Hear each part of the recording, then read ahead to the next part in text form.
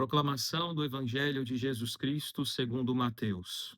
Depois que a multidão comera até saciar-se, Jesus mandou que os discípulos entrassem na barca e seguissem à sua frente para o outro lado do mar, enquanto ele despediria as multidões. Depois de despedi-las, Jesus subiu ao monte para orar a sós.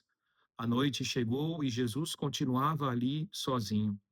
A barca, porém, já longe da terra, era agitada pelas ondas, pois o vento era contrário.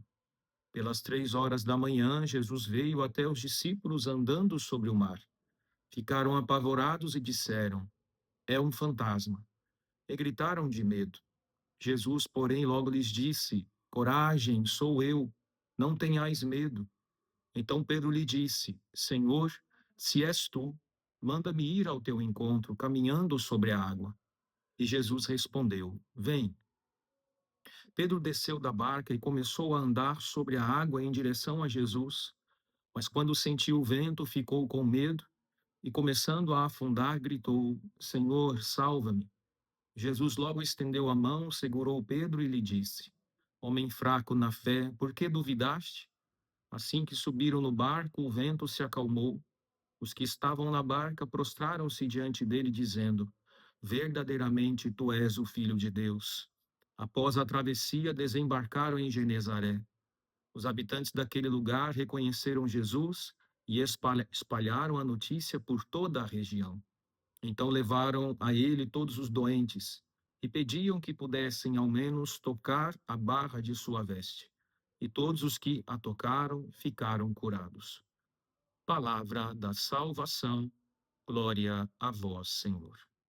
Se não tomarmos cuidado, nós perdemos de vista o detalhe mais importante, ao meu modo de ver, deste evangelho de hoje, que não é o fato de Jesus ter andado sobre o mar e ter feito Pedro também fazer esta experiência.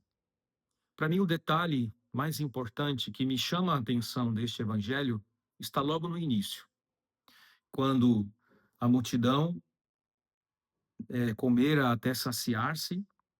Então Jesus manda que os seus discípulos entrem na barca e eles, para que eles pudessem ir à sua frente para o outro lado do mar, enquanto ele despedia, as pessoas. Depois disso, Jesus sobe ao monte para orar a sós. Esses dias eu fui à capela para fazer as minhas orações e não demorou muito para as distrações tomarem conta da minha cabeça. E as preocupações com as coisas, do ministério, do trabalho do dia a dia, do que precisa ser feito, e etc, etc. E aí eu meditava, pensava sobre o quanto que é difícil nós pararmos para rezar num lugar a sós, como fez Jesus. Mas o quanto é necessário no tempo de hoje. O quanto é necessário lutarmos e caminharmos sobre este mar das distrações para conservarmos este momento a sós, que o próprio Jesus cultivava. Ele que não precisava, sendo ele Deus, não, nosso Senhor Salvador, mas sendo homem também, nos ensinou de que nós precisamos achar esses momentos a sós, ainda que nossa cabeça não pare, com razão, por causa das preocupações, das nossas responsabilidades, mas precisamos cultivar esses momentos. Até porque eu acredito que o que vai fazer com que nós não sucumbamos para dentro do mar, sabe, o mar na Sagrada Escritura significa o mal, significa a morte.